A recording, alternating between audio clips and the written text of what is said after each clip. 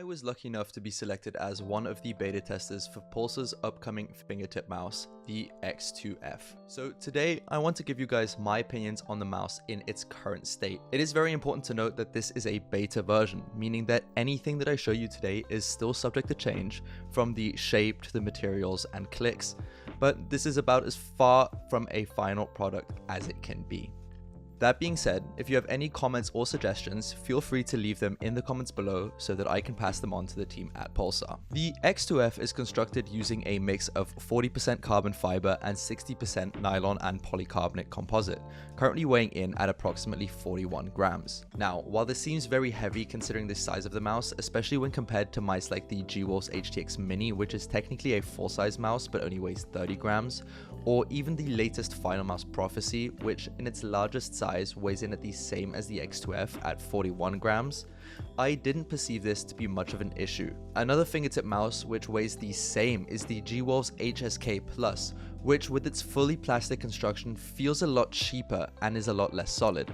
The build quality on the X2F is exceptional. No matter where I press on this thing, it simply does not budge. That being said, fingertip mice require a lighter grip than full-size mice, so you shouldn't be death gripping this mouse anyway, especially considering its shape, which I will get to a bit more in a second.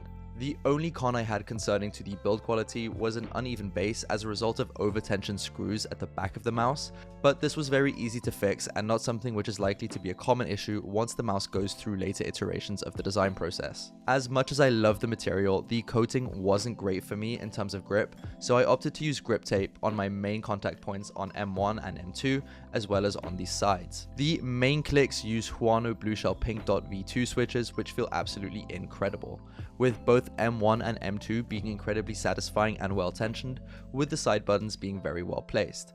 I would personally like slightly wider buttons, though I can see how this would be difficult to implement considering the size of the mouse body and it being quite flat. The buttons actuate very well across the entire surface, bar the very end of the buttons where they become somewhat harder to actuate, though they do still function. The X2F uses the same updated Pixar 3950 sensor which other flagship Pulsar mice use, called the XS1, capable of relatively stable 8K using the appropriate dongle. This is largely the same sensor as the 3950, except with better optimization for the hardware and software within Pulsar's mice. Personally, I have not been able to use it at 8K in most games, as this currently causes massive frame stutters in most games I've tried, including Kovacs, Fragpunks, Rainbow Six Siege, and Delta Force. But besides this, I haven't experienced any issues with tracking at the 2K Hz polling rate, which is where I've been using it for the majority of my testing.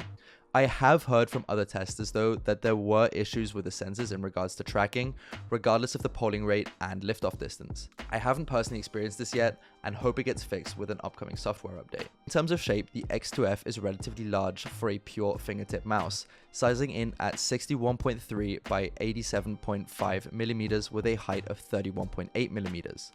The sides are very flat and flare out ever so slightly towards the back, though this is not enough of a flare to really help anchor my grip. I have relatively large hands at 21 by 10.5 centimeters, and I did experience some gripping fatigue in longer playing sessions with this mouse. This may be a combination of the fact that I typically don't play with pure fingertip mice very often, but I would like to see some slightly more ergonomic shape options to help those of us with larger hands. The way I am currently compensating for this though is through the use of grip tape, as well as through holding with a harder grip, which certainly contributes to my grip fatigue as well. It also holds back the fluidity of my aiming at times. I'm actively working on my grip tensioning as a result of this, but having a slightly more accommodating back flare or side groove may be nice from an ergonomic perspective. Funnily enough, the mouse is actually large enough for people with very small hands to almost aggressively claw grip it, but for hands my size, that would be a surefire trip to Carpal Tunnel City. Because of the combination of the incredibly flat sides and not very grippy coating, I did feel my grip slipping at times, forcing me to readjust mid-game, which has led to more than a few unfortunate Kovacs runs or deaths in-game. Grip tape has once again been my main tool to combat this and has helped me tremendously. I mentioned the relatively heavy weight earlier, and while I thought that this would be the biggest concern in terms of my hand fatigue, I actually feel like it helped. Having the feeling of something solid in my hand added a lot of confidence in my ability to control the mouse, even on faster glass surfaces like the Beast, allowing me to loosen my grip slightly.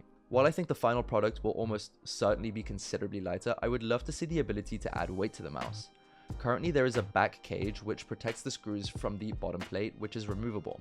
If Pulsar make the mouse considerably lighter, I would love to see it come with 2 or 3 different backplates, which allow for the user to customize the mouse weight to their liking. If there's a Pulsar by You option later down the line, these could even be customizable to come in different colors, adding another element of customization to the mouse. Another suggestion which has come up quite a bit in feedback, which I am currently on board with, is a larger option for skate cutouts. The current skate cutouts are very restrictive, allowing exclusively for the use of 4-dot skates, disregarding any Frankenstein applications. I would love to see a bit more flexibility in this, be it with corner skate cutouts or preferably full-sized cutouts. If they can add a mesh-like base in these areas, similar to the HitScan Hyperlight, I am sure it can be achieved with minimal weight increases. Overall, the X2F has been an absolute joy to use. I'm not someone who frequently uses pure fingertip mice, as I already said, but I genuinely really enjoyed this playing experience. It was very intuitive and just felt generally good to use in pretty much all games. If you guys have any more suggestions, like I said at the beginning of the video, please feel free to leave them in the comment section below so that they can be passed on to the team at Pulsar. But for now, thank you very much for watching. I'll try and keep you guys updated with any future updates of the Pulsar X2F. But for now, like I said, thank you very much for watching this video. I hope you all have a great day. Don't forget to like, comment, subscribe, and share the video if you enjoyed it, and I will see you all next time.